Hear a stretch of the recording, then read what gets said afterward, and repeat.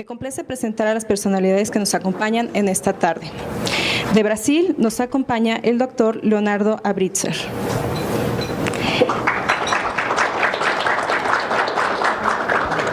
De México, el doctor Manuel Luque. Y de Argentina, la doctora Mariana Llanos.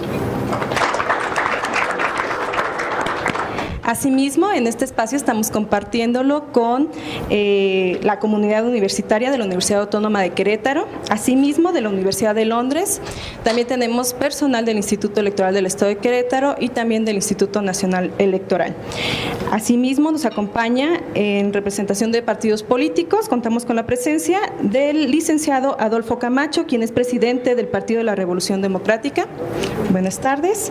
Del licenciado Antonio Sumaya, representante del Partido Encuentro Social, y del licenciado Miguel Ángel Torres Uribe, representante del Partido Acción Nacional.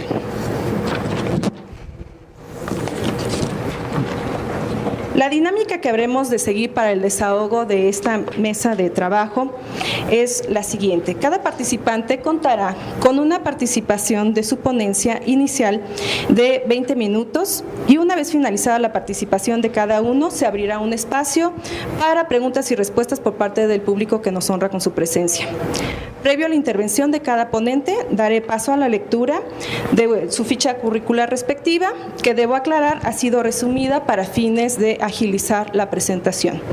En primer término, me permito presentar al doctor Leonardo Abrítzer. Él es profesor de tiempo completo en la Universidad Federal de Minas Gerais. Se graduó en Sociología Política en la New School for Social Research. Y en 1998 a 2003 fue profesor visitante en el Departamento de Ciencias Políticas en el MIT. Su tesis doctoral, La Nueva Escuela de Investigación Social, recibió el premio Albert Salomón Dissertation. Entre los libros publicados de Leonardo Abrítzer está La Moralidad de las Naciones Unidas de la Democracia, que recibió el premio José Albertino Rodríguez como mejor libro de ciencias sociales en Brasil en 1997. También es el autor de La Democracia y el Espacio Público en América Latina, que fuera publicado por la Universidad de Princeton.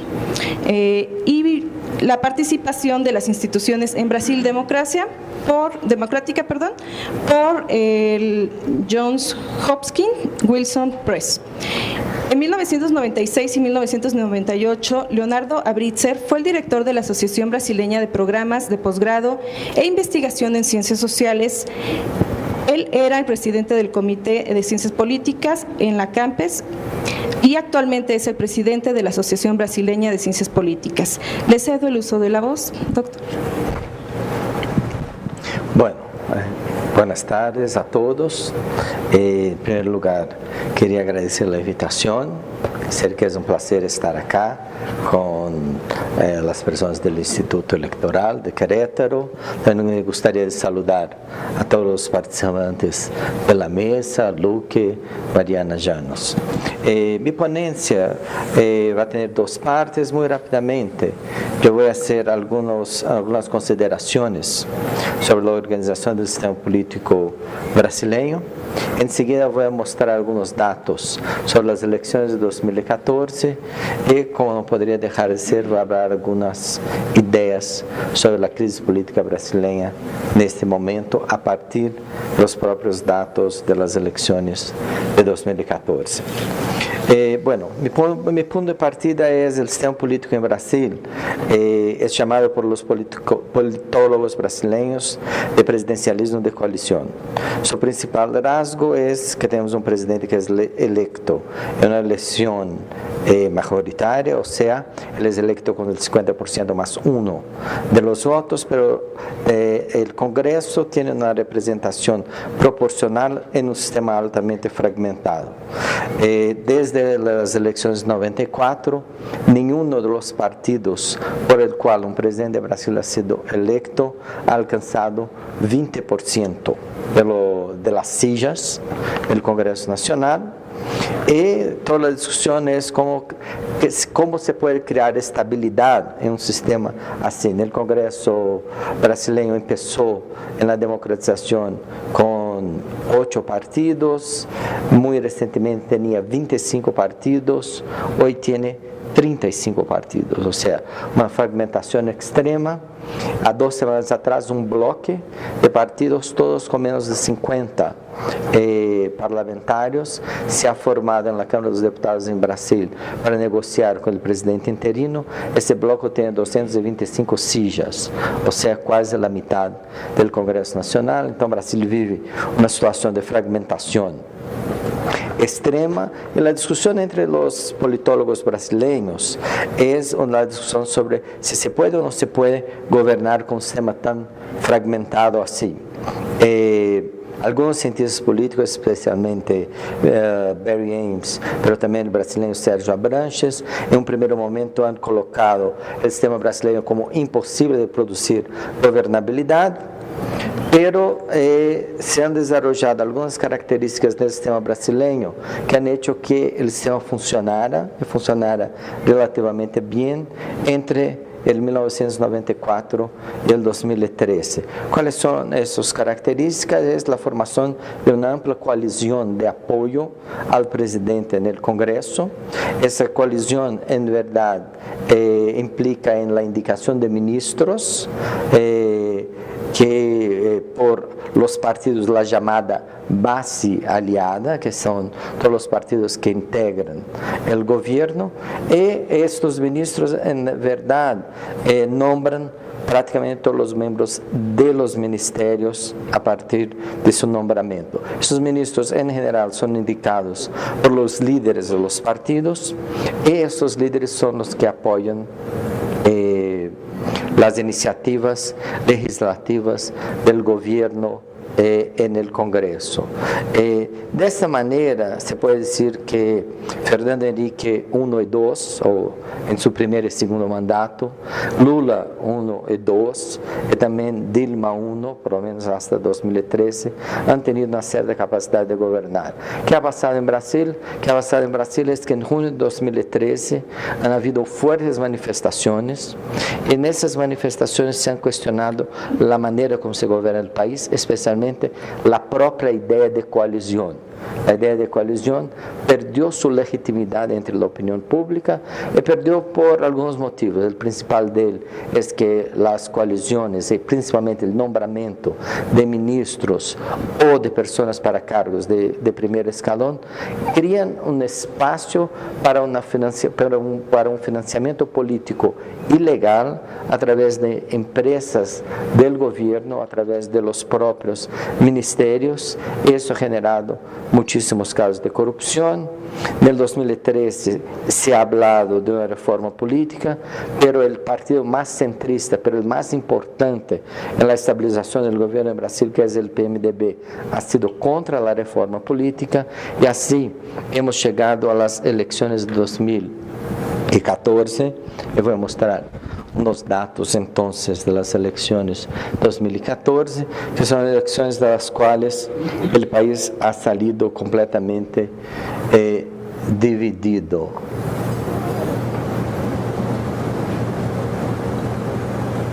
Bueno, las elecciones de 2014 han sido elecciones fuertemente fragmentadas. ¿Puedo caminar? Sí, han sido fuertemente fragmentadas. Con muchos percalzos, entre los principales el hecho que uno de los candidatos más fuertes se ha muerto en un accidente de avión. Sería un candidato importante, Eduardo Campos, sería un importante, una persona que tenía reales condiciones de disputar la presidencia, y al final del primer turno, esa era la intención de votos, la presidenta Dilma 38%, Aécio Neves 23%, y aquí Marina Silva en torno de 9%. Eso es, la verdad, la intención de voto un día antes, y es interesante que praticamente não ha havido debate eleitoral importante no primeiro turno da eleição brasileira por um motivo principal. A candidata principal concentrou todas as críticas, todas as propostas, que ha sido Marina Silva, ha liderado a eleição hasta 3 dias antes da primeira volta, que se dice primera vuelta, ¿sí? De la primera vuelta, pero Aécio Neves ha sido el candidato que ha pasado para la segunda vuelta. Entonces, el primero resultado complicado de la elección de 2014 es justamente este, porque en verdad Neves no ha sido mucho testado, la presidenta muy criticada, pero Neves es un candidato un poco frágil por el exceso de crítica a la candidata que venía en segundo lugar, en algunos momentos ha incluso liderado la intención de voto en la primera vuelta. Neves es el que va a la segunda vuelta. Entonces acá la intención con Marina todavía, con Neves en segundo y Marina, y acá el voto real, urnas apuradas, Dilma 41.59, Aécio Neves 33, Marina Silva 21.32. El primer problema entonces de la elección es un candidato muere, uno es fuertemente criticado y uno que no es testado llega a la segunda vuelta, pero es demasiado frágil. Acá se puede empezar a tener una idea de cómo Brasil estaba ya dividido en las elecciones de 2014. Entonces, por región, Dilma lidera en tres regiones, Dilma lidera en 2 regiones y pierde en 3 regiones. O sea, lidera en el norte y nordeste. ¿Qué son esas regiones? Son las regiones con más ascensión social, son las regiones con más crecimiento económico durante la década pasada. Brasil ha crecido bastante en la década pasada, pero especialmente la región nordeste ha crecido casi 20% más do que el promedio del país. Entonces, en esas regiones el gobierno va bien, pero especialmente en la región más próspera del país, que es la región sudeste, donde está el estado de São Paulo, pero también Minas Gerais y Río de Janeiro. Dilma pierde, como pierde también muy fuertemente en la región sur. Si miramos esto por renta, es aún más dividido. O sea, si miramos por los ingresos de la población, vemos que Dilma ha liderado muy fuertemente entre los que vivían de hasta 2 salarios mínimos, 55 a 34, entre 2 y 5 salarios mínimos es virtualmente un empate, pero aún así la presidenta, entre 2 y 5 salarios mínimos virtualmente un empate, pero la presidenta ya pierde en este grupo, y principalmente en el grupo formador de opinión, que es el que va a protestar muy fuertemente en la región sudeste de Brasil. Ella ya tenía perdía por 36 puntos durante la intención de voto en la segunda vuelta. Acá miramos los principales estados de Brasil y la intención de voto y vemos que puede ser una división regional, ¿sí? Todo de rojo es PT, todo de azul es PSDB, con 2 estados de transición, Minas Gerais, uno de esos, ¿sí? Y acá al final el resultado de la elección. El resultado de la elección ha sido un resultado importante, pero que no ha hecho nada en el sentido de minorar la división del país. O sea, el país entró en las elecciones dividido, porque estaba dividido desde el junio de 2013 y ha salido de las elecciones dividido.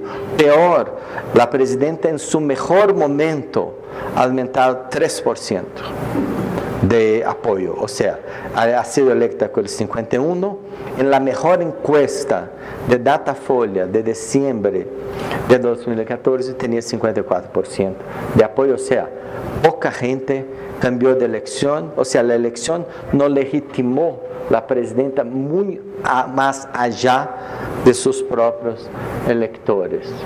Acá es el mapa de Brasil con el resultado electoral, que da una idea buena de la división, rojo y azul, un mapa un poco un poco más matizado, muestra que en la verdad hay mucho azul en el rojo y hay también mucho rojo en el azul, ¿sí? Pero la verdad es que el resultado electoral es más en una escala binaria aquí do que acá. Esto no interesa. Eso sí es importante. O sea, al mismo tiempo que por lo menos para explicar un poco más el origen de la crisis brasileña. Entonces, para gobernar Brasil, uno tiene que ganar elecciones, pero tiene también que componer alianzas en el Congreso. Y acá es importante mirar un rasgo importante que la presidenta no ha percebido, que es su partido ha sufrido una derrota importante en las elecciones congresuales, junto con su victoria para presidente. Entonces acá vemos el PT en 2010 tenía 88 sillas, el PT en 2014 tiene 70, el PMDB también ha disminuido su representación. Lo que más vemos acá son dos fenómenos, los dos son muy importantes para entender la crisis brasileña. Primero empieza una decadencia del PT que es marcada fundamentalmente por su derrota en las elecciones proporcionales del estado de São Paulo. El PT no ha electo ningún diputado entre los 20 principales del estado de São Paulo, y el 20º, que es el primero del PT, es el presidente del Corinthians, el club de fútbol, que para Corinthians ha sido mal votado, ¿sí? En general el presidente de Corinthians tiene más votos do que esto. Entonces da una idea de cuáles son los problemas del PT. Al mismo tiempo, Andrés Sánchez, ¿no? El presidente de Corinthians. Al mismo tiempo, lo que vemos es un crecimiento y una fragmentación del Congreso, especialmente con la cantidad de partidos nuevos que tienen más votos, como PSD, PROS, el PRB. O sea, solo estos partidos, que son partidos creados muy recientemente, en los últimos años, han tenido 10% de los votos en el Congreso. Entonces, ¿qué pasa en términos de... ¿Qué pasa después de las elecciones del 2014?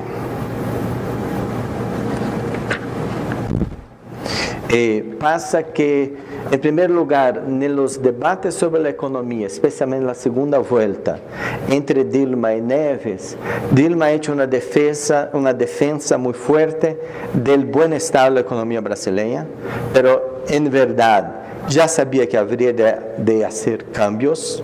Y Neves, por otro lado, un candidato débil, especialmente en estados del Nordeste, no ha conseguido defender una posición alternativa, pero Dilma empieza a cambiar su posición inmediatamente después de las elecciones y no se preocupa en justificar el cambio. Estamos aquí en la Cátedra O'Donnell y llamaríamos eso tal vez un elemento muy fuerte de delegativismo. O sea, la idea del presidente que lo importante es la legitimación de origen, lo importante es la legitimación del mandato, pero un presidente puede hacer todo lo que quiera después. Pero la verdad es que Dilma hace solo 3 apariciones públicas entre la elección y las primeras manifestaciones del 13 de marzo de 2015. El 13 de marzo de 2015, o sea, 73 días después de la posse, ya hay un fuerte movimiento en Brasil por el impeachment de la presidenta. Ese movimiento sigue aún más fuerte. Ese movimiento es fuerte porque la presidenta pierde apoyo de 2 lados.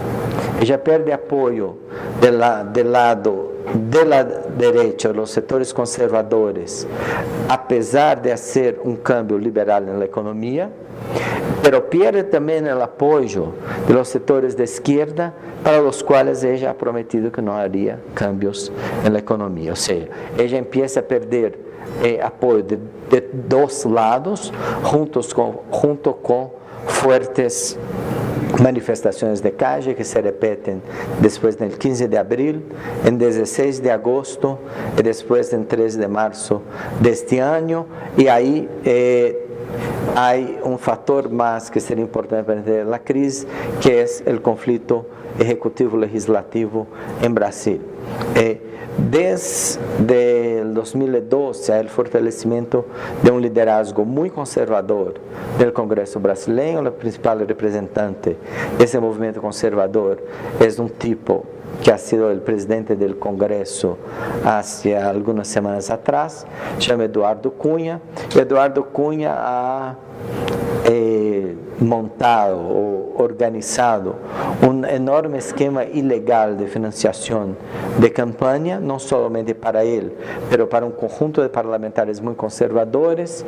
Não se sabe exatamente, mas há uma estimativa que ele personalmente, com esse esquema, financiou a campanha de mais de 100 parlamentares, e ele passou a ser o único liderazgo importante do Congresso. Ou seja, se no presidencialismo de coalizão a votação era de 94 a 2013 indicada por los líderes dos partidos no Congresso, a partir de 2015 é indicada por Eduardo Cunha, por um bloque que está por arriba incluso dos partidos, por arriba incluso de seu próprio partido, el PMDB, ou el PMDB.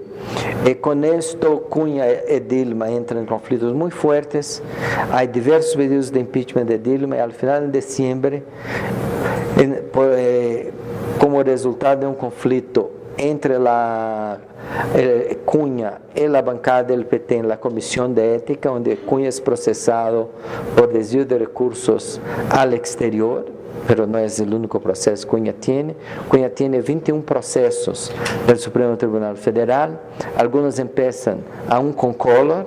Ele já ha tenido 2 condenações de um processo por desvios de plata, a no governo Collor. Depois ha tido outros processos por desvio de plata no governo estadual em Rio de Janeiro, de Antônio Garotinho. Depois ha seguido praticamente em todos os lugares onde ele passou. Ele tem alguns processos, nenhum chega ao final, porque ele tem um enorme esquema de advogados e pressão sobre o sistema legal para não deixar que esses processos cheguem ao final. Então, Cunha, pressionado pelo PT, pide o impeachment da presidenta. Esse impeachment se conclui no 17 de março na Câmara e 2 semanas depois no Senado, mas é um processo extremamente frágil. Uma parte do Brasil crê que a presidente deve ser impedida, a outra parte crê que a presidente não deve ser impedida. As partes são mais ou menos as partes que eu he mostrado que formam a divisão do país neste momento, e a verdade é que já não é possível em Brasil pensar na legitimidade do sistema que chamamos de presidencialismo de coalizão. Ou bem o Brasil vai à reforma política, o Brasil sigue uma crise política continuada. Lá o impeachment não ha resuelto a crise política, por el contrário. O novo presidente ha perdido já 2 de seus ministros nos primeiros 17 dias de governo por acusações de corrupção que o envolvem talvez 50% da Câmara e um número muito parecido de senadores. Ou seja, há uma crise general do sistema político provocada por formas de financiação de campanha e por el hecho que o próprio presidencialismo de coalizão ou a ideia de coalizão está fortemente em crise em Brasil, junto à opinião pública, mas também junto ao sistema judicial, que investiga todas as coalizões, todos os arreglos, encontra ilegalidades, processa e prende políticos. Então, creio que provavelmente alguém vai escrever o epitáfio do presidencialismo de coalizão em los próximos anos, se o Brasil sigue nessa rota. Gracias. Gracias, doctor, por su valiosa intervención. Procederé a leer la semblanza curricular del doctor José Manuel Luque. Él es licenciado en Derecho por la Facultad de Derecho de la Universidad Autónoma de Sinaloa. Cuenta con maestría y doctorado en Estudios Sociales, con línea en Procesos Políticos por la Universidad Autónoma Metropolitana, Unidad Iztapalapa. Está dentro del Programa Nacional de Posgrado de Calidad, competente a nivel internacional. Ha cursado el Diplomado en Gobierno y Gestión Local por el CIDE. En cuanto a su trayectoria universitaria, es profesor e investigador de tiempo completo, titular C, consejero técnico de la Facultad de Derecho y Ciencia Política. En cuanto a docencia, ha sido profesor de diversas asignaturas de ambas licenciaturas y de la maestría en Estudios Electorales de la Universidad de Alicante, España. En cuanto a su trabajo colegiado, es miembro del Cuerpo Académico de Ciencias Jurídicas y Políticas, miembro de la Red de Investigación sobre la Calidad de la Democracia en México y representante en Sinaloa, registrada ante el PROMET y el CONACYT. En cuanto a sus premios y distinciones, es miembro del Sistema Nacional de Investigación SNI, distinción del PROMEP como profesor investigador de tiempo completo con perfil deseable, ganador del primer lugar del primer y tercer certamen de ensayo político Octavio Paz, convocado por el Consejo Estatal Electoral de Sinaloa. Queda en uso de la voz, doctor.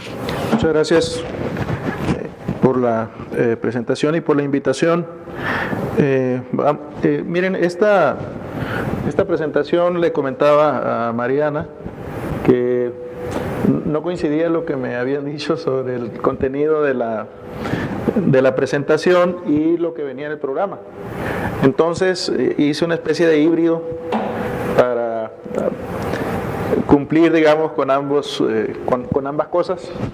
Y lo que yo les quiero comentar es un poco cómo evolucionó o cómo evolucionaron las elecciones en México. Es en un segundo momento, y en un primer momento una descripción de, digamos, el régimen político mexicano de tipo federal en términos formales, pero con un fuerte centralismo autoritario desde prácticamente el inicio de la independencia en el siglo XIX hasta prácticamente todo el siglo XX, a pesar de tener una constitución que establece un régimen federal, en la práctica, digamos, operó un sistema político con fuertes rasgos de centralismo autoritario.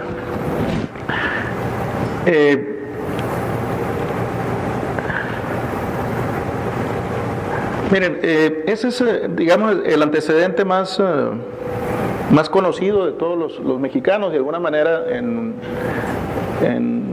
la educación básica nos enseñan, digamos, de esta primera lucha entre el centralismo y el federalismo que se da en el siglo XIX, en la primera mitad del siglo XIX, que concluye, digamos, con el triunfo de los liberales en la Guerra de Reforma de 1857, y que, digamos, a pesar de que el propio Juárez y Lerdos, los principales representantes del liberalismo mexicano del siglo XIX, ganan la guerra iniciada por don Juan Álvarez en 1854, se instaura en la Constitución ya de manera definitiva el federalismo.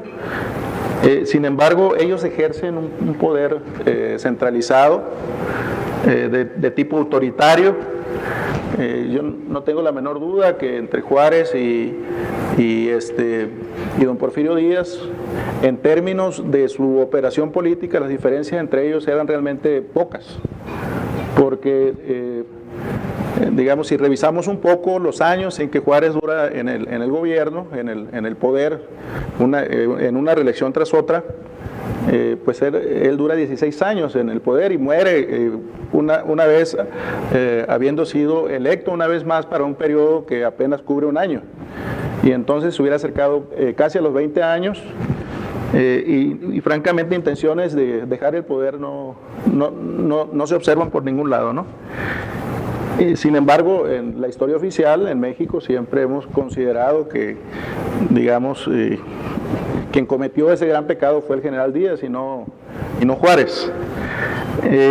Durante el porfiriato no hubo cambios a la Constitución, se mantuvo tal cual el régimen federal. Ahí se crean, digamos, no a nivel constitucional, pero sí a nivel de las constituciones estatales y de las leyes estatales, las famosas prefecturas que, digamos, le dan un componente formal a la decisión del gobierno de don Porfirio Díaz de tener, digamos, de ejercer un gobierno autoritario fuertemente centralizado. La Revolución Maderista de 1910, digamos que concluye finalmente con la Constitución de 1917, hay una ratificación del sistema federal, del régimen de gobierno republicano, democrático, popular y federal. Digamos, hay un primer periodo que en la historia de México le llamamos el caudillismo revolucionario, en el cual, a pesar de tener un régimen federal con atribuciones propias de las entidades federativas, con una autonomía que se suponía debiera ser respetada, digamos, en este periodo hubo más de 40 gobernadores depuestos desde el centro. Entonces, tampoco podemos hablar de un federalismo ejercido plenamente en términos de la concepción y la conceptualización de los regímenes federales, con esa autonomía que les permite, digamos, tener cierta independencia política y administrativa del centro, ¿no? Y luego viene el periodo del PRI, 1946 a 1994. Y lo corto ahí porque si bien el PRI pierde la presidencia en el año 2000, ya en el 95 el gobierno de Ernesto Zedillo ya no pudo, digamos, continuar con este esquema, este sistema digamos, de conducta política que se había instaurado particularmente en el gobierno de Carlos Salinas de Gortari, con las famosas concertaciones que negociaban, digamos, las gubernaturas estatales desde el centro, principalmente afectando triunfos formales de candidatos priistas en varios estados. Y eso, digamos, empieza a revertirse a partir de 95, cuando desde Chihuahua Patricio Martínez enfrenta al presidente Zedillo, también lo hace Víctor Cervera en Yucatán y Roberto Madrazo en Tabasco. Entonces ahí observamos ya un componente donde hay una rebelión, donde los gobernadores ya hacen valer, digamos, las atribuciones, acudiendo a la Suprema Corte, acudiendo a los tribunales, y a partir de ese momento, digamos, hay un cambio interesante con respecto a lo que tiene que ver con las características del régimen.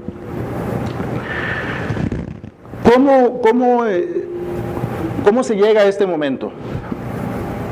Habría que decir que el proceso de democratización de México, el proceso de transición, inicia con una reforma de 1976-77, y esa reforma, digamos, abre la posibilidad de que los partidos políticos antes excluidos, el Partido Comunista Mexicano y otros grupos,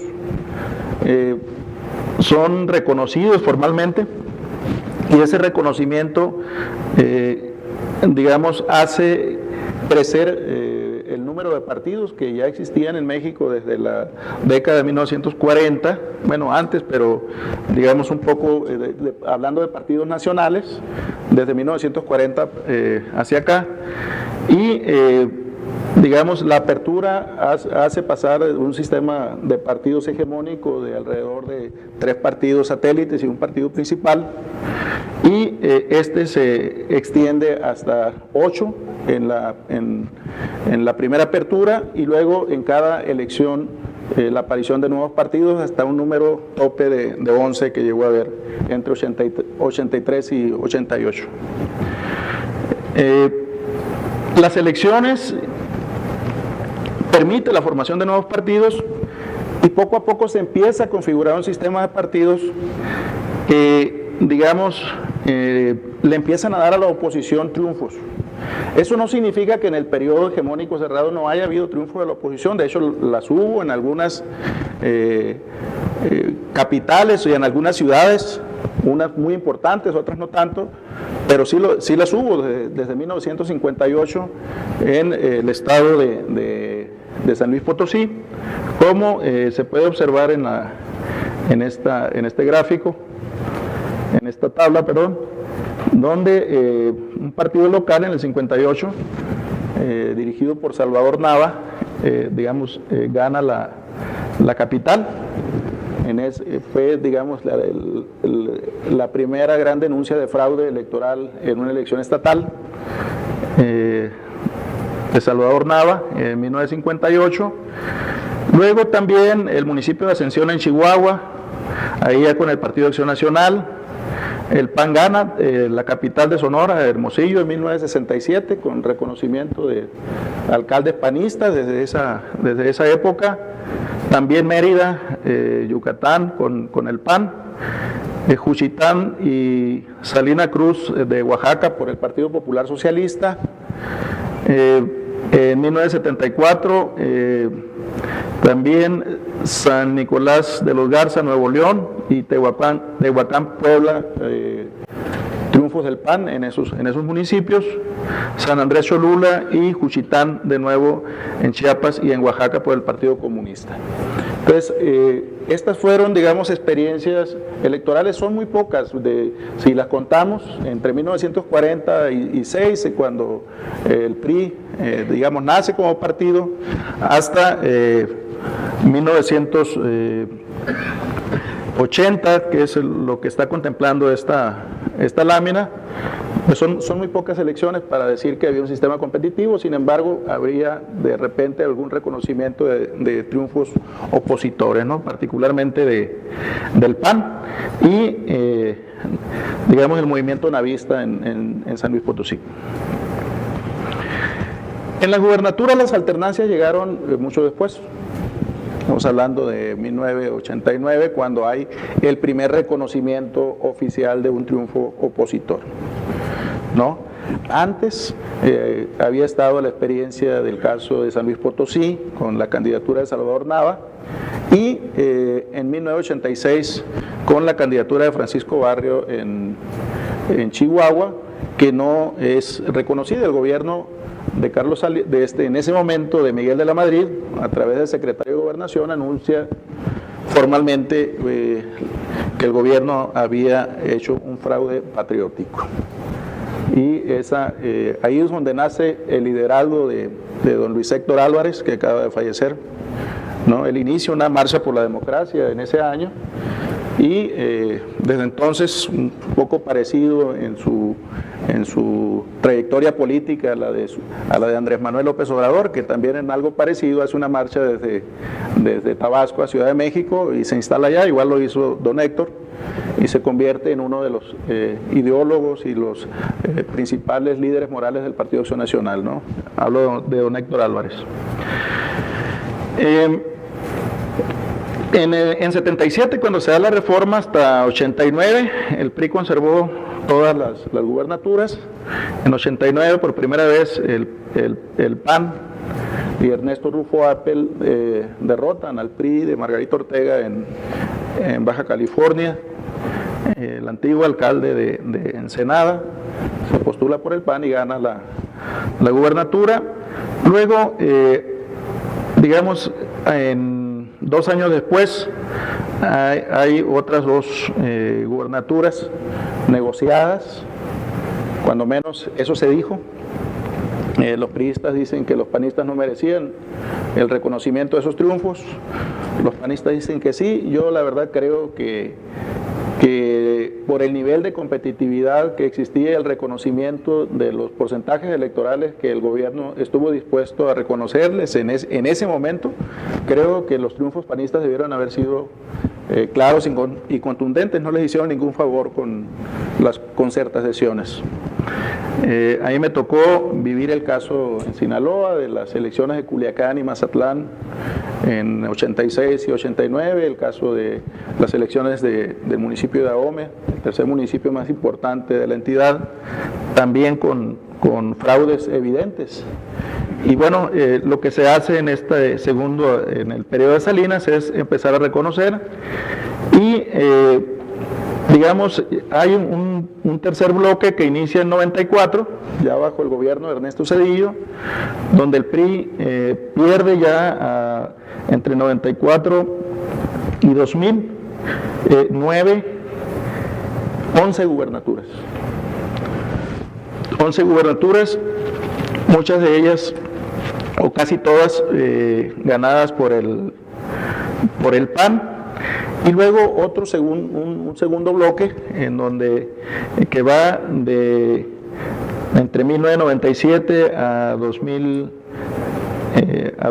donde el PRD empieza a ganar también algunos espacios en Zacatecas, Baja California Sur, el Distrito Federal, y posteriormente a partir de 2006 Michoacán, Guerrero, Chiapas, hasta llegar un momento, si ustedes observan el gráfico, donde la oposición tiene 18 gubernaturas y el PRI solo 14. Entonces, digamos, ese fue el proceso, ¿no? Posteriormente el PRI empieza a recuperar gubernaturas y hasta la fecha ha seguido en ese esquema, ¿no? Esas son, digamos, algunas de las alternancias. Me faltó actualizar algunos datos, no tenía la precisión, lo quise consultar en internet y no me funcionó. Entonces les debo algunas actualizaciones, otras de las que me acuerdo bien, como no estaba seguro del dato no quise ponerlos, pero más o menos pueden darse cuenta que estados como Tlaxcala han tenido 3 alternancias. Igual el caso de Michoacán y otros, el caso de Baja California, donde el PAN gana la gubernatura en 1989 y todavía la conserva.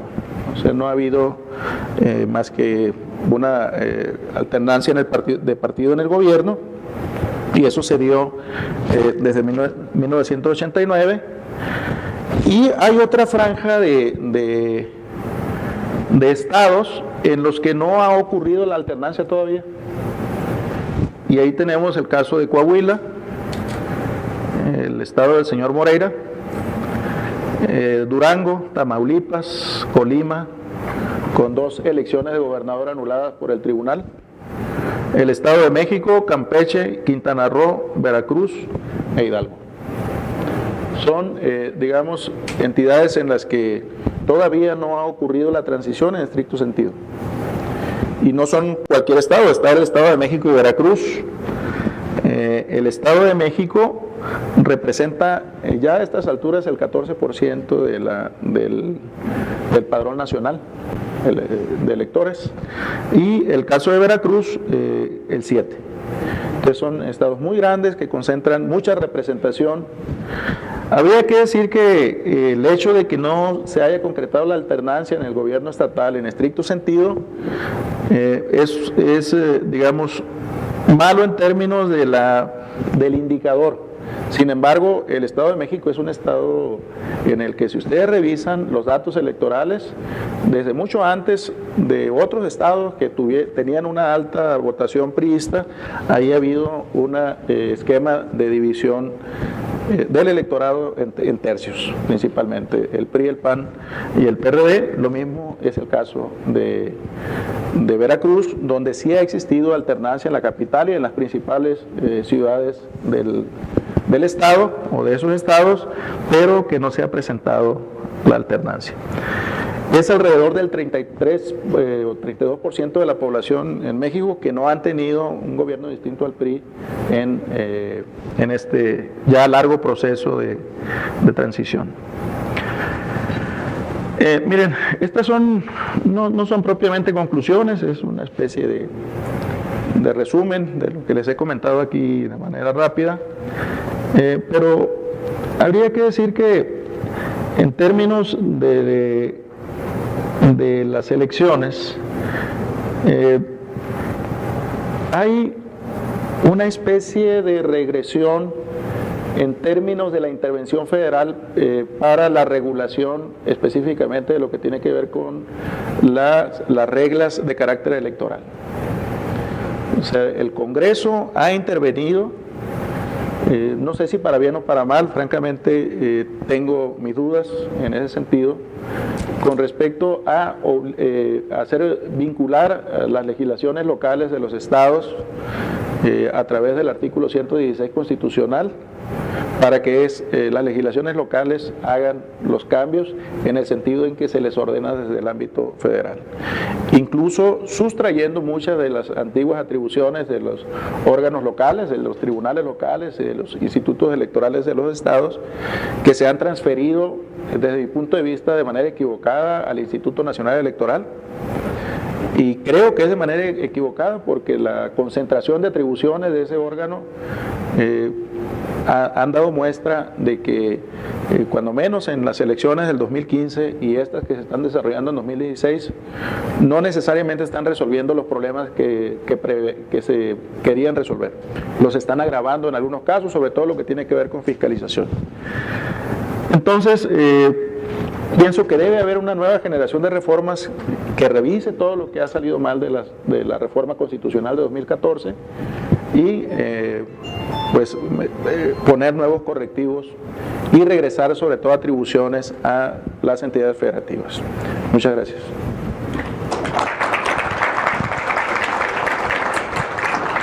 Gracias, doctor Luque. Aprovechando que vamos aproximadamente a la mitad de nuestro programa de esta mesa, quisiera dar la bienvenida a la magistrada Cecilia Pérez Cepeda, que se incorpora con nosotros, así como al diputado Mauricio Ortiz Proal. Buenas tardes, bienvenidos. Ahora daré paso a la lectura de la semblanza curricular de la doctora Mariana Llanos. Ella es investigadora líder en el GIGA, Instituto Alemán de Estudios Globales y de la Zona en Hamburgo, Alemania. Sus áreas de investigación son las instituciones políticas comparadas de América Latina, particularmente del Cono Sur. Ha publicado numerosos artículos sobre política legislativa, judicial y del Ejecutivo. Ha trabajado sobre presidencialismo, particularmente sobre caídas presidenciales en América Latina. Su investigación más reciente se centra en las relaciones entre presidentes y Cortes Supremas, estabilidad judicial e interferencias informales con la justicia, la cual se ha desarrollado en el marco del proyecto judicial Independencia en las nuevas democracias, cortes, presidentes y legislaturas en América Latina y en África subsahariana. Subsahariana. Perdón. También trabaja actualmente sobre la presidencia institucional en América Latina.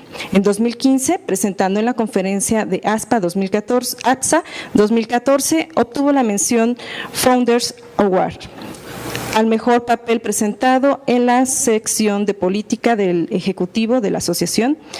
Y Mariana Llanos es secretaria general de la Asociación Latinoamericana de Ciencia Política. Le damos el uso de la voz. ¿Ahora? Bueno, muchas gracias, Jazmín, por la presentación. Gracias a todos por venir y por la invitación a hablar sobre Argentina hoy. No es lo que hago siempre, pero intentaré. Soy argentina, pero vivo en Alemania hace muchos años y no hago solamente Argentina, hago política comparada. Pero bueno, algo me acuerdo. Titulé la presentación Las elecciones, pero en realidad a través del proceso electoral del año pasado creo que se pueden ver cuáles son las características principales del sistema político argentino y algunos de los problemas del sistema político argentino. Sobre el diseño institucional, no es muy distinto lo que es en la Constitución de lo que hemos escuchado de México y de Brasil, porque Argentina también es, como lo define la Constitución, una democracia representativa, republicana y federal, ¿no?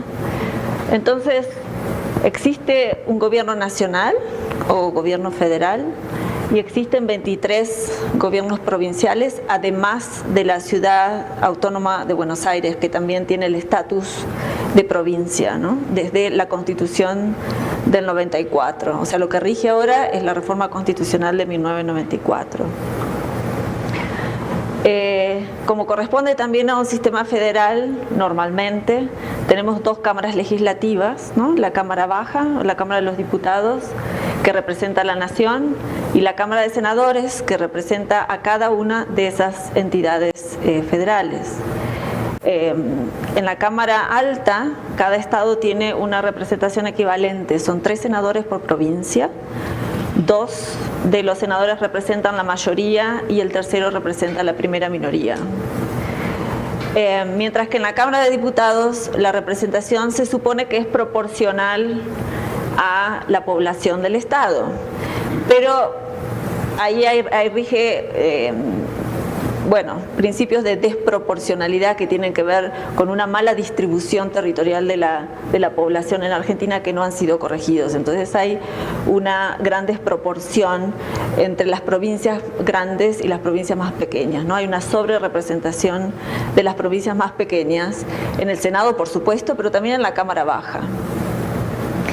Y después tenemos, la tercera, ¿no?, institución del Estado federal es la Corte Suprema de la Nación, que es una corte con muchos poderes, es la última instancia, ¿no?, como corte de apelación, y también ejerce control de constitucionalidad.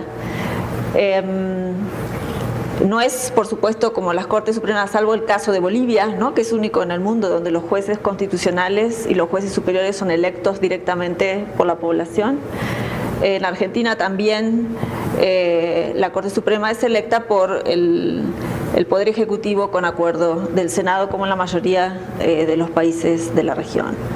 Bueno, el año pasado hubieron elecciones que fueron muy importantes en Argentina por varias razones y que digamos, atañeron a todas, a la composición del Poder Ejecutivo y a la composición de las 2 cámaras de Congreso y a todas las provincias, ¿no? O sea, como que la distribución institucional de todo el mapa político estuvo en cuestión el año pasado en esas elecciones. Entonces, lo que ahora les voy a hacer es como un resumen de lo que sucedió en esas elecciones, pero también con una mirada un poco más atrás. O sea, como ustedes saben, Argentina hizo una transición a la democracia en el año 83, y desde entonces es nuestro periodo de mayor estabilidad institucional. Porque el siglo XX fue para Argentina un periodo de gran inestabilidad, ¿no?, con rupturas democráticas y periodos semidemocráticos, con partidos políticos proscriptos que no podían participar, y periodos completamente democráticos. Todos estos cambios de regímenes se produjeron durante todo el tiempo, pero a partir del 83 se dio una gran estabilidad institucional, ¿no? Y este es como un periodo único en la historia. Lo que estoy usando aquí son datos oficiales del Ministerio del Interior, pero los cuadros son muy bonitos y los he tomado de la Fundación CIPEC, ¿no?, que toma los datos oficiales y los prepara como para que cualquiera los pueda entender, y creo que para verlos de lejos es más amigable que leer los datos en crudo, ¿no? En este gráfico lo que se muestra es desde el año 83, que fue la primera elección presidencial, hasta la última, en el año 2015, el nivel de participación popular en esas elecciones. En Argentina el voto es obligatorio, ¿no?, pero en realidad si uno no va a votar, no hay muchas penas, no está muy penalizado. Pero sin embargo los argentinos van a votar, ¿no?, participan activamente de los procesos electorales. Creo que acá están las elecciones legislativas también, sí, en azul. Hay un pequeño descenso cuando solamente está en juego el Congreso en temas de participación electoral, pero normalmente está alrededor del 75 y el 80% de la población. Y eso se ha mantenido más o menos a lo largo del tiempo. Elecciones para presidente. Bueno, este cuadrito me permite hablar un poco de los partidos políticos en Argentina. Ustedes seguramente han escuchado hablar del peronismo, ¿no? O del Partido Justicialista, que en el cuadro se muestra con el color azul, ¿no? Y como ven también en el gráfico, desde el año 83 hasta ahora es el partido político más exitoso en términos electorales, ¿no? Hay como una gran continuidad, ¿no? en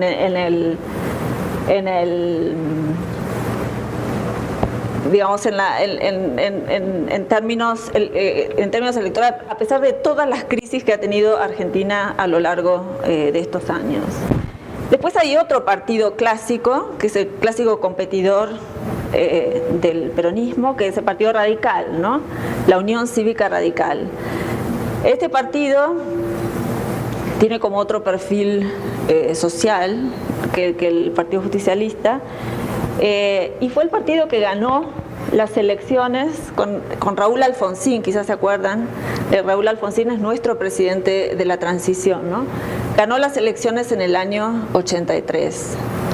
Sin embargo, no es un partido que ha sido exitoso en las elecciones a lo largo del tiempo. Ha tenido muchas crisis, o sea, lo que no ha pasado con esa base. Mis colegas especialistas en estos temas dicen que el peronismo tiene una base entre el 35 y el 40% de votante, que es bastante alto, ¿no? Para Brasil sería increíble. Y sobre esa base, esa base la logra mantener a nivel electoral, mientras que el radicalismo tiene una base muy frágil y por lo tanto a veces desaparece. Además, con la gran cantidad de crisis que ha habido, se ha fragmentado bastante. Entonces a veces van a escuchar sobre la coalición cívica, que es una líder que se fue del radicalismo, ¿no? Y formó su propio partido. Y la coalición cívica que aparece, o el ARI, que aparece aquí, por aquí atrás, en amarillo. Y aquí ven, por ejemplo, en el año 99, está en color rojo, que el color rojo corresponde a la Unión Cívica Radical, pero hay un violeta alrededor, que es el FREPASO, porque los radicales lograron volver a la presidencia ese año, pero en alianza con otro partido político, que en ese momento era el FREPASO y después se desapareció. Y lo mismo pasó el año pasado, o sea, el partido que gana, ustedes sabrán que gobierna Argentina ahora el presidente Macri, Mauricio Macri, que fue durante 2 periodos anteriores el jefe, ¿cómo se dice?, el intendente de la provincia de Buenos Aires, de la ciudad de Buenos Aires, ¿no?, de la ciudad autónoma de Buenos Aires, y que ganó las elecciones en alianza con los radicales. O sea, los radicales ahora lograron volver, digamos, a ocupar la esfera del parte del Poder Ejecutivo gracias a que están en alianzas con Macri. Pero Macri no es radical. Macri, este color amarillo, es del partido Propuesta Republicana, o PRO, que es un nuevo partido político que nació después de la gran crisis argentina del año 2001, ¿no?, que algunos se acordarán también. Argentina tuvo 2 grandes crisis en este periodo post-transición. La crisis del año 89, que fue una crisis de hiperinflación, y la crisis del año 2001, que fue aquella crisis en la que la gente salió a la calle, ¿no?, con los scratches y el que se vayan todos, que se hizo bastante famosa en toda América Latina. Y en esa crisis no hubo hiperinflación, pero fue una gran crisis económica, donde se retuvieron los ahorros de los argentinos que estaban en el banco, ¿no? No pudieron sacar más dinero porque había fuga de capitales, y eso enfureció a la gente y salieron todos a la calle a protestar, ¿no? Lo interesante de esas 2 crisis es que los 2 presidentes que gobernaban en esos momentos tan críticos no llegaron al final de sus mandatos. O sea, Alfonsín ya estaba casi al final en el año 89, pero igual tuvo que renunciar antes de tiempo y dejar la presidencia a Carlos Menem, que acababa de ser electo presidente. O sea que Menem gobernó no solamente 2 periodos presidenciales, sino además los 6 meses que le restaban a Alfonsín para terminar su mandato. Y la segunda crisis, otra vez fue un radical en el poder, que fue Fernando de la Rúa, que no llegó, bueno, apenas cumplió 2 años en el gobierno, y algunos habrán visto las fotos del presidente yéndose en helicóptero desde la azotea de la Casa Rosada, ¿no? Que también fue como, ok, otro presidente radical que no logra terminar su mandato, ¿no? Entonces esa es como la, ¿cómo se podría decir? Como la maldición de la política argentina, ¿no? Tenemos 2 partidos políticos, un partido político muy exitoso, que es el Partido Justicialista, que no solamente logra terminar los mandatos, sino que logra reelegirse y quedarse por otro periodo más. Y tenemos el otro partido político, el Partido Radical, que dice, bueno, que llegan con una agenda mucho más transparente, más limpia, más de republicana que el peronismo, pero sin embargo no pueden sostenerse hasta el final del mandato. Han sido los 2 presidentes radicales que han gobernado han sufrido de este estigma argentino. Entonces muchos se preguntan, ¿qué va a pasar con Macri ahora, ¿no? Porque es otro presidente, o sea, es único porque no es ni radical ni peronista, ¿no? Pero está en alianza, llegó en alianza con los radicales que manejan toda la estructura del poder del interior del país.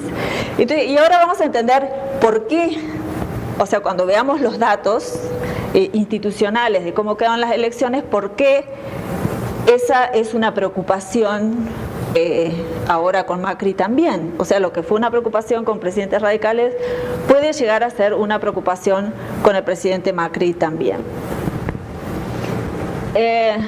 Bueno, ¿qué pasó en las elecciones? En Argentina es medio como contaba Leonardo de Brasil, existe una doble vuelta. O sea, si el primer candidato no llega al 45% de los votos, hay que ir a una segunda vuelta. Y si la distancia entre los 2 primeros candidatos es menor del 10%, dice la Constitución, también hay que ir a una segunda vuelta. Y estos eran los candidatos que se presentaron en la primera vuelta argentina. Daniel Scioli, o el Frente para la Victoria, que era el partido que gobernó los últimos 12 años de la política argentina hasta el año pasado, que eran peronistas, pero como una rama del peronismo que se llamó Frente para la Victoria, ¿no? Y que fueron el presidente Néstor Kirchner y su esposa, que después estuvo durante 2 mandatos, Fernández de Kirchner. Seguro a ellos los conocen, así que no tengo que hablar demasiado de ellos. Pero el Frente para la Victoria, por más que tiene ese nombre Frente para la Victoria, también es peronismo, ¿no? Es un sector del peronismo encolumnado detrás de la figura del liderazgo de los Kirchner.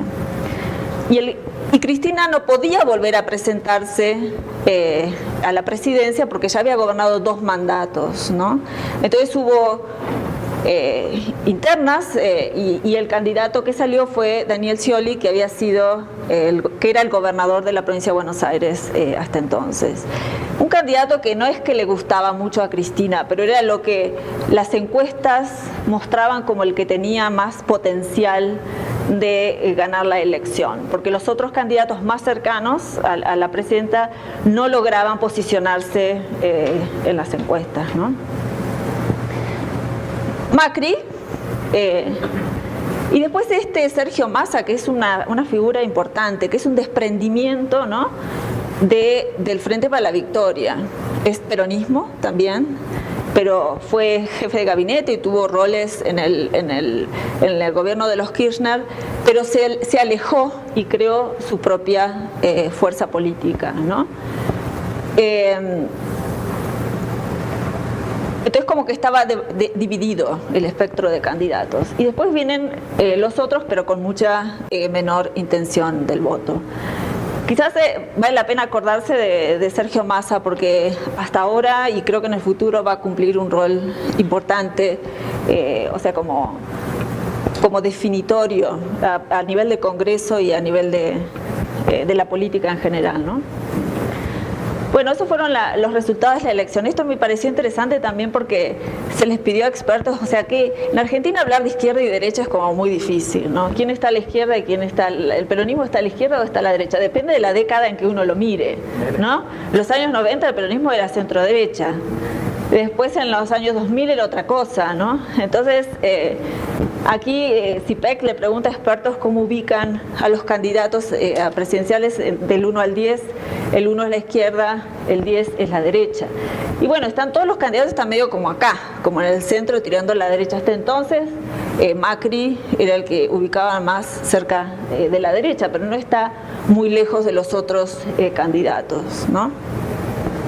Stolbizer, que sacó, que es un desprendimiento radical también, y Del Caño siempre fue izquierda. Stolbizer es como el ala izquierda de los radicales que se fue, ¿no? Bueno, esto muestra, bueno, como ninguno sacó el 45% de los votos, hubo que hacer una segunda vuelta, ¿no? Entonces, en este cuadro muestran los colegas cómo los votos de tantos candidatos inicialmente se posicionaron en relación a los dos candidatos que se les permite participar en la segunda vuelta, ¿no? Y vemos que todos los que votaron por Macri en la segunda vuelta se mantuvieron fieles a Macri, votaron por él. Los de Scioli también se mantuvieron fieles, y los que definieron, digamos, la segunda vuelta fueron los que estaban, que tuvieron que posicionarse. Yo, por ejemplo, no voté a ninguno de los dos estos candidatos en la primera vuelta, y en la segunda me tuve que posicionar por alguno de los dos, ¿no? Entonces ahí se ve cómo los votos fueron yendo a uno y otro y alimentaron a los dos. Pero fíjense que medio lo que pasó en Brasil, ¿no? La diferencia final en la segunda vuelta no fue muy grande, ¿no?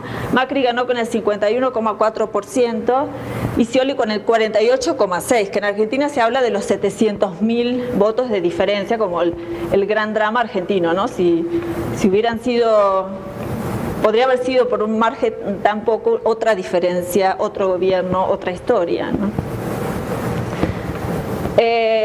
Pero bueno, así es como llega Macri a la presidencia, con una legitimidad de origen importante, pero también con esta cercanía del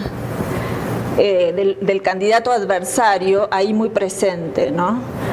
Y eso eso ya es como una primera manifestación de lo que él, o sea, de las dificultades para la construcción de poder político.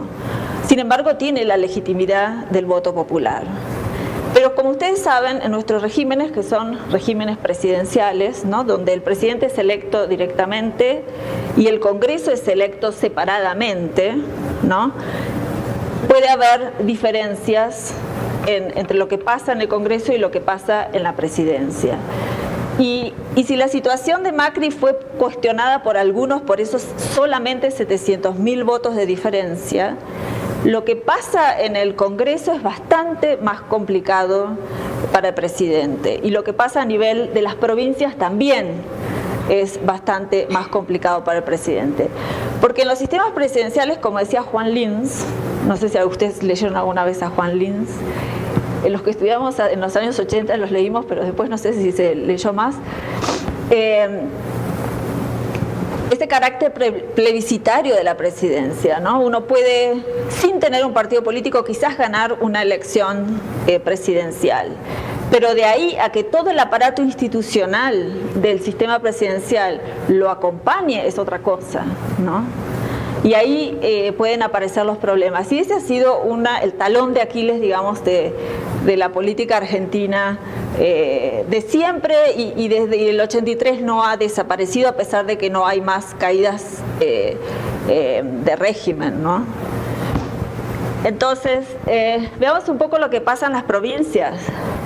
María Eugenia Vidal, la puse aquí porque fue como el milagro de la elección, o sea, nadie podía creer que el peronismo iba a perder la provincia de Buenos Aires. La provincia de Buenos Aires es esta, al lado de la capital, es la provincia más poblada de la Argentina, o sea, absolutamente desproporcionada la distribución de población en Argentina. La mayor parte del país se concentra acá, alrededor de la ciudad de Buenos Aires, ¿no? El conurbano bonaerense se llama.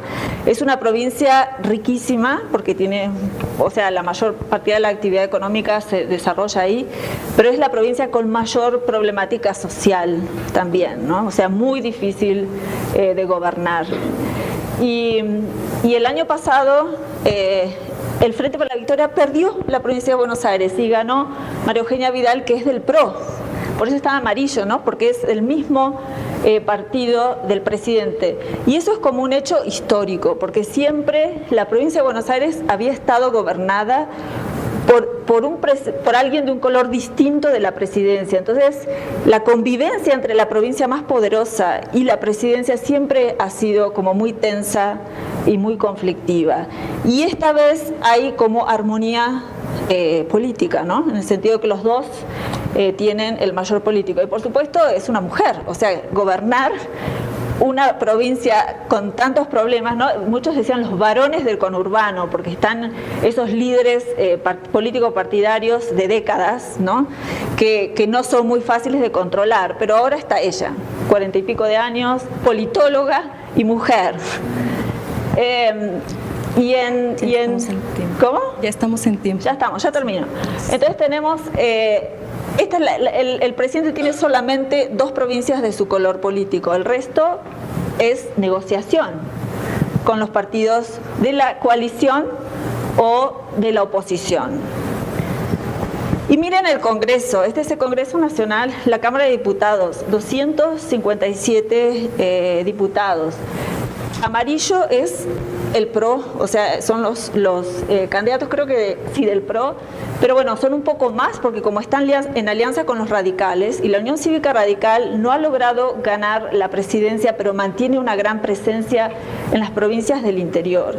Y gracias a la desproporcionalidad política tiene bastantes asientos en la Cámara de Diputados. Así y todo, la primera minoría la tiene el partido de la oposición, o sea, el que dejó la presidencia el año pasado. El Frente para la Victoria tiene la primera minoría. Entonces, hay una situación de un presidente minoritario, ¿no? Que se acentúa con lo que pasa en el Senado de la Nación. En el Senado de la Nación, bueno, aquí vemos de 72 senadores, todo celestito, es todo PJ, Partido Justicialista, oposición. El amarillo es solamente la coalición de gobierno, de los cuales el PRO creo que tiene 5 nada más, 5 senadores de 72. Entonces, la moraleja de la historia, y voy terminando porque no tengo más tiempo, un presidente otra vez de otro partido político, hay alternancia en el poder presidencial en Argentina, como hablamos hoy, como decía hoy el profesor Zeworski, alternancia política hay y las expectativas del elector se cumplen de que de vez en cuando va a haber un recambio en la presidencia. Lo que queda complicado para los presidentes que no son justicialistas, y Macri en ese sentido es uno de los más débiles, es la composición del Congreso con el cual tienen que trabajar durante 4 años, ¿no? Alfonsín había ganado, no tenía el Senado, pero había ganado la Cámara de Diputados. O sea, era un presidente minoritario, pero tenía mayoría en una de las cámaras. Macri no tiene mayoría en ninguna de las 2 cámaras, o sea, es lo que los americanos llaman un gobierno dividido. Y dada la historia y la memoria argentina, ¿no?, de que los presidentes que gobiernan en gobierno dividido no terminan su mandato, entonces ahí está como la gran preocupación. Entonces la otra variable que se mira para completar esto es la popularidad presidencial, que también pasa mucho en Brasil. O sea, si la popularidad presidencial está alta, entonces podemos pensar que el presidente va a manejar el Congreso y los va a convencer a todos estos diputados y senadores de que vale la pena seguir acompañándolo. Pero en el momento en que el presidente empiece a perder apoyo popular, ahí se le va a empezar a complicar la cosa. Es lo que dicen. Y he escuchado en estos días que se está terminando la luna de miel, ¿no? Se han tomado algunas medidas bastante antipopulares y que puede haber confrontación pronto. Así que bueno, es como un escenario que está bien, o sea, para la democracia estuvo bien, el recambio y todo, pero que como que el panorama es incierto y a ver cómo se desarrolla, ¿no? Ahora sí puedo poner, muchas gracias, que no viene. Muchas gracias, doctora Llanos. Estamos un poco ya sobre el tiempo, hay 3 preguntas, una para cada uno de los panelistas, y recordando que todavía hay otra mesa que todavía está en espera. Voy a leer cada una de las preguntas y sí les pido de favor a los ponentes que en 2 minutos puedan terminarlas de responder, si son tan amables. Doctor Leonardo, esta es una pregunta triple, pero es de la misma persona.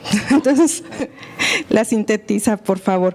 ¿Qué papel juega la Fiscalía y juzgados independientes en relación a la crisis? ¿Son realmente independientes o sirven al Poder Legislativo o intereses de grupos de poder? ¿Habrá empoderamiento del Poder Judicial? Bueno, esta es una cuestión difícil. Para 2 minutos aún más difícil. Hay una cierta autonomía de las fiscalías en Brasil, especialmente de los tribunales de cuentas. También hay una autonomía bastante fuerte del Ministerio Público. El Poder Judicial, especialmente la Suprema Corte, tiene mucho poder en Brasil. Pero el gran fenómeno del último año o los últimos 2 años es la fuerte politización de todas las instituciones. Por ejemplo, para dar un ejemplo de hoy, Dilma Rousseff ha sido condenada por el Tribunal de Cuentas de la Unión por haber hecho 5 decretos de suplementación presupuestal sin autorización del Congreso. Esa es la base del impeachment en Brasil. El problema es que una parte de las firmas de estos decretos han sido tomadas por el vicepresidente Michel Temer, que también ha asignado el decreto de suplementación presupuestaria, contra el cual también hay un proceso de impeachment del Congreso brasileño. Entonces, hoy el Tribunal de Cuentas de la Unión, especialmente el ministro que ha juzgado a Dilma, dice: yo no creo que Michel Temer sea culpable. O sea, por una firma en el mismo decreto sobre la misma cuestión, sobre el mismo presupuesto, el mismo ministro es capaz de decir que uno es culpable y el otro no. Entonces, este es el nivel de politización que pasa en el Tribunal de Cuentas brasileño, que pasa también en el Ministerio Público. O sea, el Ministerio Público es una agencia independiente de defensa de la ley, pero también de defensa del patrimonio público, y por esto una institución que investiga corrupción, tiene tomado posiciones muy distintas en relación a los diferentes políticos. Por ejemplo, en la llamada Operación Lava Jato, es una operación que está ubicada en el estado del sur de Brasil, Paraná, en la ciudad de Curitiba, que investiga corrupción en la Petrobras. Todos los políticos del PT denunciados han sido investigados, pero Aécio Neves ha sido denunciado 6 veces en diferentes depoimentos, pero nunca ha sido investigado. La última vez que la Procuraduría General de la República ha pedido su investigación, un ministro de la Suprema Corte lo ha prohibido la Procuraduría General de investigarlo. El chiste en Brasil es que él va a dividir los sueldos con el abogado de Neves por su defensa. Entonces, seguramente hay una fuerte partidarización, que significa que hoy en Brasil todas las instituciones viven un proceso de fuerte pérdida de legitimidad por la manera como se involucran en el conflicto político que vive el país. O sea, el Congreso tiene poca legitimidad, la Cámara, el Senado, la presidenta afastada, el presidente interino, la oposición y probablemente ahora también las instituciones independientes. Todos viven una crisis de legitimidad que abarca todas las instituciones y con las cuales probablemente solo se puede salir con elecciones generales y una fuerte reforma del sistema político en el país. Pues, doctor. Doctor Manuel Luque, ¿se necesitan reformas al sistema electoral o un cambio de actitud ante los mecanismos de participación ciudadana? O sea, darles la oportunidad al plebiscito, referéndum, etcétera, disminuyendo los requisitos para accionarlos. Yo creo que ambas cosas. Me parece que las reformas centralizadoras del 2014 que se pusieron en marcha en 2015, especialmente en las elecciones de 2016, se observan ahí muchos huecos que, en mi opinión, no están cumpliendo con el objetivo que inicialmente se plantearon los partidos políticos a nivel federal.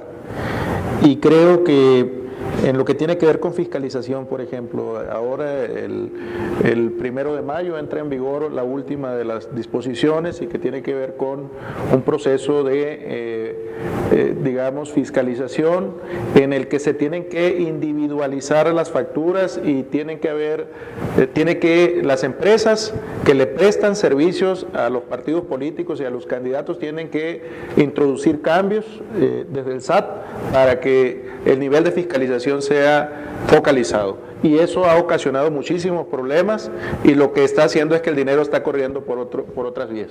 Entonces, por eso creo que no han logrado el objetivo de la fiscalización, cuando menos el mecanismo que se adoptó no es el correcto. Me parece que debía haber cambios en eso y otros aspectos que tienen que ver con la excesiva carga de trabajo del INE. Por otro lado, en lo que tiene que ver con los mecanismos de participación ciudadana, yo creo que debe buscarse una alternativa intermedia, porque a mí me parece que consultar todo tampoco es la alternativa, sino buscar algún mecanismo en el cual cuestiones que son verdaderamente sensibles puedan someterse a la consulta popular, tanto en el nivel local como a nivel federal, porque lo otro pues deriva en cuestiones de estar consultando todo y transfiriendo el poder directamente a los ejecutivos, ya sea del Estado o a nivel federal. Gracias, doctor. Doctora Mariana Llanos, ¿usted cree que las crisis económicas son un factor determinante para ganar o perder elecciones? Sí, qué fácil la respuesta. Sí, por supuesto, sí, hay bastante investigación en ciencia política que muestra la importancia del factor económico, cómo el factor económico influye en el voto. Y también son muy importantes en las crisis presidenciales, hablando del tema de Brasil y en las crisis argentinas, ¿no? Siempre está ese trasfondo de la situación económica crítica, ¿no? En el fondo, así que es importante, es un factor importante. Gracias, doctora. Pues para concluir, antes de hacer entrega de los respectivos reconocimientos, me gustaría agradecer a la consejera Gemma Nayeli Morales Martínez y al consejero presidente Gerardo Romero Altamirano y a todo el personal del instituto que han hecho posible la realización de esta mesa y que han dado seguimiento puntual a cómo la hemos ido desahogando. A continuación haré entrega de los respectivos reconocimientos de nuestros ponentes. Doctor Leonardo Arbitzer, a nombre del Instituto Electoral le hacemos entrega de su reconocimiento por esta participación. Gracias.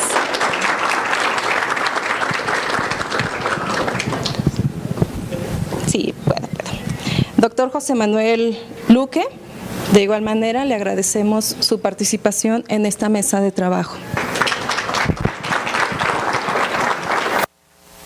Y por último, doctora Llanos, a nombre del instituto le entregamos el reconocimiento por haber participado en esta mesa sobre regímenes políticos en países federales. Gracias.